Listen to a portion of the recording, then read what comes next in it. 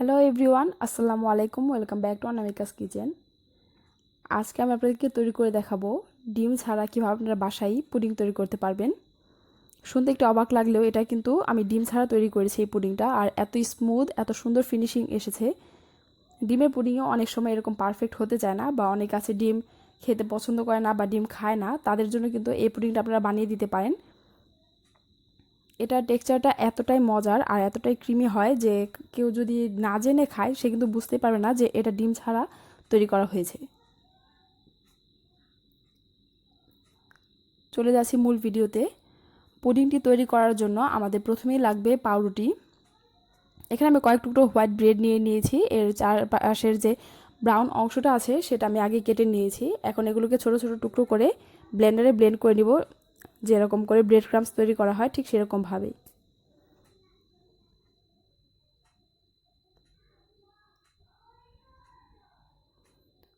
এটা একদম গুঁড়ো করা হয়ে গেছে। এখন এটা একটা সাইডে আমি রেখে দিব। এরপর আমরা পুডিংয়ের জন্য যে ক্যারামেলটা দরকার সেটা তৈরি করে নিব। ক্যারামেল তৈরি করার জন্য এখানে আমি 1/4 কাপ পরিমাণ চিনি নিয়েছি। এর সাথে 1 টেবিল চামচ পরিমাণ পানি দিয়ে হাঁড়িটা আমি চুলায় বসিয়ে দিয়েছি। এখন এটা কালার হয়ে যাওয়া পর্যন্ত ওয়েট করব।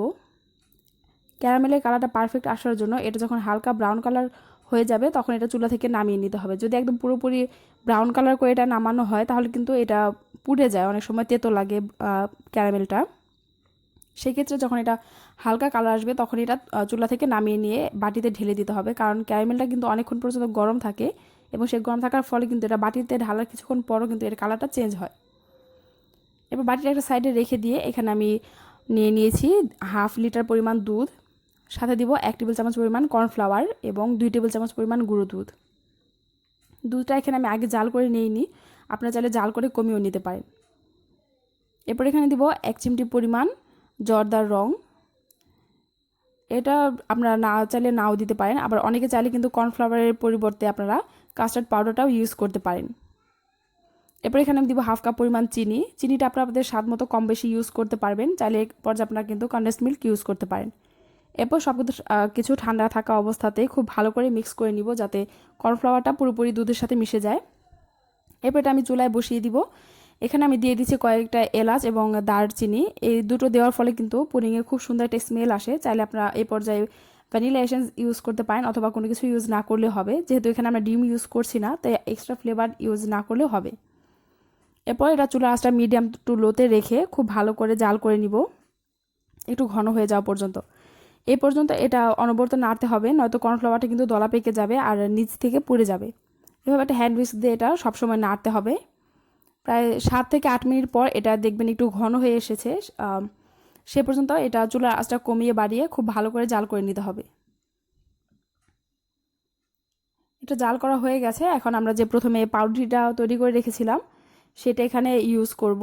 এরপরে চুলার আঁচটা একদম কমিয়ে নিয়েছি আমি। এরপর এখানে 2 কাপ পরিমাণ ব্রেড ক্রাম্বস ইউজ করব।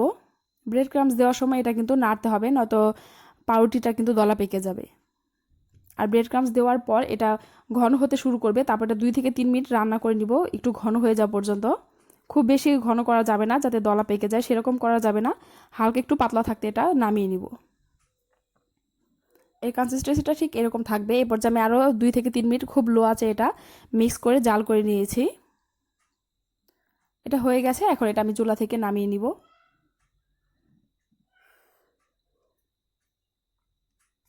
আর এটার কনসিস্টেন্সিটা কীরকম হবে সেটা আপনাদেরকে দেখিয়ে দিচ্ছি।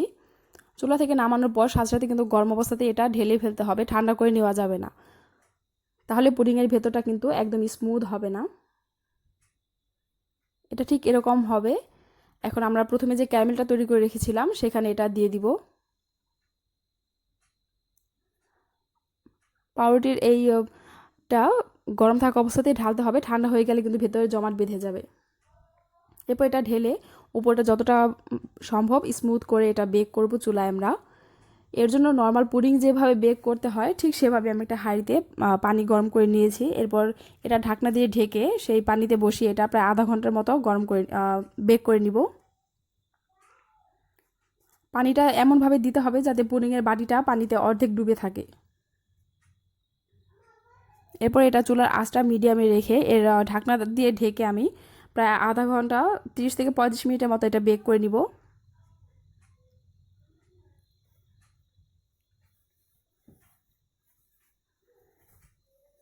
প্রায় 30 মিনিট পর আমি এখন এটা চেক করে নিব যে হয়েছে কিনা। যদি এর ভেতর একটা কাঠি দিলে যদি কাঠিটা ক্লিন বের হয় তাহলে বুঝতে হবে এটা হয়ে গেছে।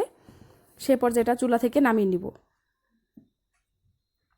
আর যদি কাঠিটা ক্লিন না আসে তাহলে বুঝতে হবে যে এটা হয়নি, তখন আরও 5 মিনিট আপনারা এটা বেক করে নিতে পারেন। কাঠিটা একদম ক্লিন এসেছে, তার মানে এটা হয়ে গেছে। এখন এটা চুলা থেকে নামিয়ে আমি এভাবেই রুম টেম্পারেচারে ঠান্ডা করে নিব প্রায় 2 ঘন্টার মতো। এরপর এটা নর্মাল ফ্রিজে রেখে আরও 2 ঘন্টা ঠান্ডা করে নিব। গরম পুডিং কখনোই আনমোল্ড করতে যাবেন না, তাহলে কিন্তু পুডিংটা মাঝখান থেকে ভেঙে যায়। প্রায় 4 ঘন্টা পর এটা একদম পুরোপুরি সেট হয়ে গিয়েছে। আমি ফ্রিজে 2 ঘন্টা রেখে দিয়েছিলাম। এখন এটা চারপাশে একটা ছুরির সাহায্যে ছাড়িয়ে নিয়ে এটা আনমোল্ড করব।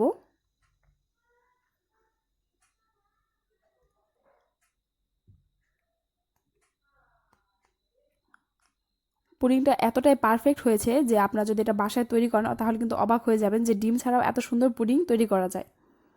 দেখতেই পাচ্ছেন আমাদের পুডিংটা কতটা সুন্দর হয়েছে, আর এর ক্যারামেলের কালারটাও কতটা সুন্দর এসেছে। আপনারা যদি পুরোটা টিপস ফলো করে যদি তৈরি করেন তাহলে আপনারাও কিন্তু এরকম পুডিং বাসায় তৈরি করে নিতে পারবেন। আর এটা যদি আপনারা কাউকে তৈরি করে খাওয়ান সে কিন্তু বুঝতে পারবে না যে এটা ডিম ছাড়া পুডিং, কারণ এটা এতটাই মজার হয়।